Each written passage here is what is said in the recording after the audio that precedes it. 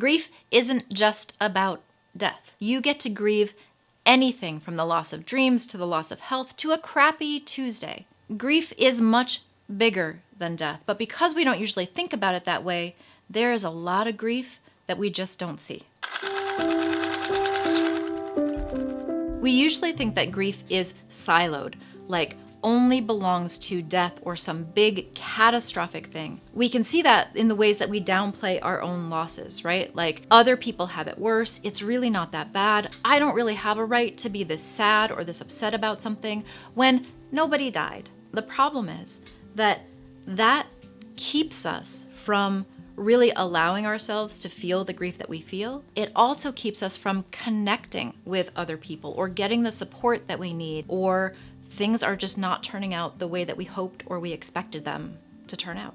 Let's have an example. Maybe you were up for this promotion at your work that you really felt like matched who you were and who you were growing into, but you didn't get that job. You got some feelings about that. Those feelings are grief. And with that comes all of the things that we associate with grief. There's disappointment, there is sadness, there might be anger, there might be feeling like nothing will ever be good again. Grief shows up in everyday life when we don't reach the things that we most wanted for ourselves. What I want to do here together is to basically stop hoarding grief. Let's stop hoarding grief and reserving that only for when somebody dies. We're going to get into the other kinds of grief, but I want to say one thing about this. One of the reasons that we panic in the face of grief related to death is because we never use the skills for really hearing the pain that somebody's in, whether that's us or somebody else. We never really talk about it until someone dies, which means we feel really weird about those skills. We don't really know what's going on and we don't know what to do about it. But the reality is that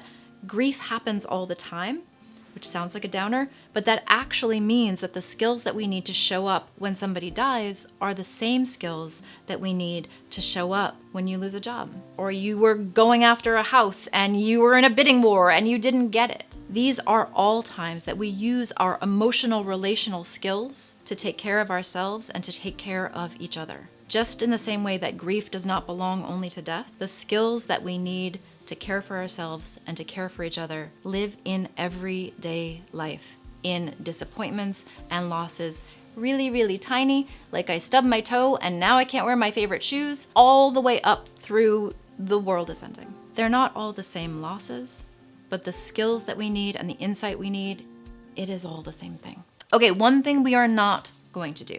We're not going to flatten the landscape of grief and say that all losses are the same. That is pointless. And that's where we start getting into like skirmishes over whose grief is valid, whose loss is more important.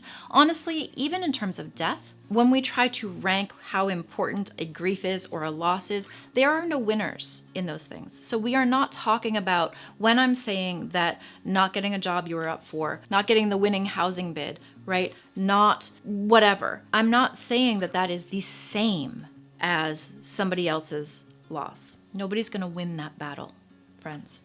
What I am saying is that all losses are valid losses. Everybody deserves to be supported inside whatever is going on in their lives. So as long as we remember that this is not a competition, I think we're going to be okay.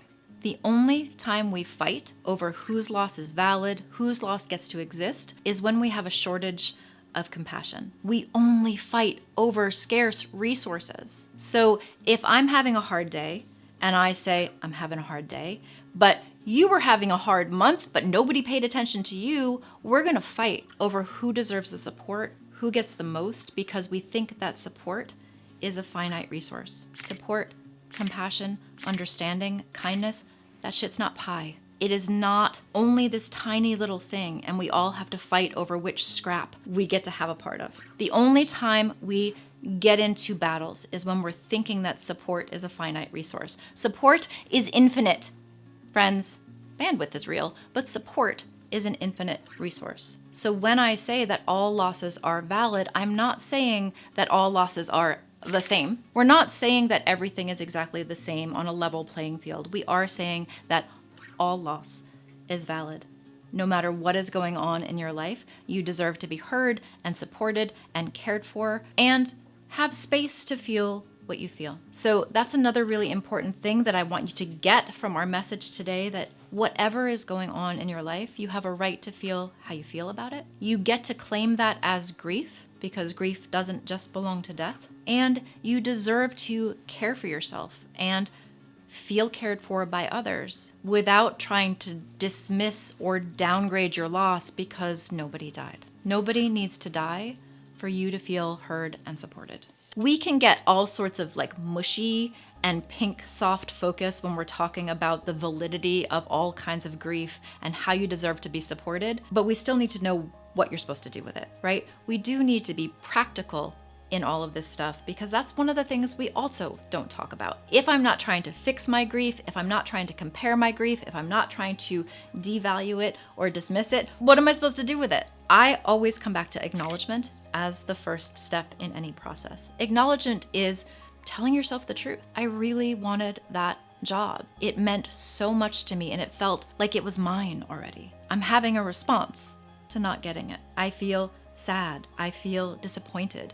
I feel like all of my work has been in vain and why bother trying? All of those things can be part of grief. You didn't get something that you longed for. You expected something and it didn't show up. Telling yourself the truth about how you feel without trying to devalue it or compare it to others, that has huge value. Because we have that habit of devaluing or invalidating the things that we feel, if you pretend that you feel fine or that this isn't really bothering you for whatever reasons, it doesn't make that emotion go away. It doesn't make that grief go away. It just means you need to expend a lot of energy hiding it. I want to give you an example. If you're really nervous about public speaking and you get up on stage and you say, I'm really nervous, the whole rest of your talk feels easier. But if you get up on stage and you're really super nervous, but you don't mention it, then you look really awkward because so much of your energy is going to pretending that you don't feel how you feel. It is much more efficient. It is much more comforting. It is much more real and human to say,